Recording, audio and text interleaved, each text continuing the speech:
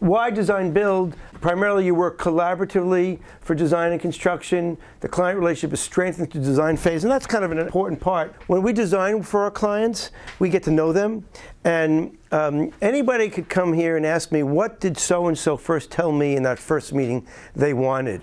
And it doesn't actually really change. This is a great example where this client came to us and said, every Sunday, my husband likes to watch the Patriots game, and it drives me crazy because the sound generates through the entire house.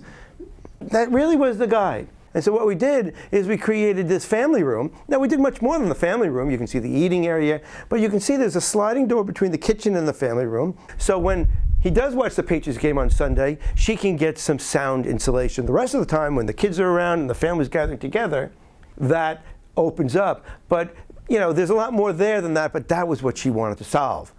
In this case, this client came to us and said, you know, I like to host a Super Bowl party every year. I got a lot of family that lives in the area.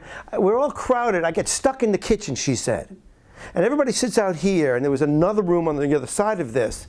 And I always feel like I'm sitting in the kitchen by myself wherever all the family is gathered. That's what we did there for her.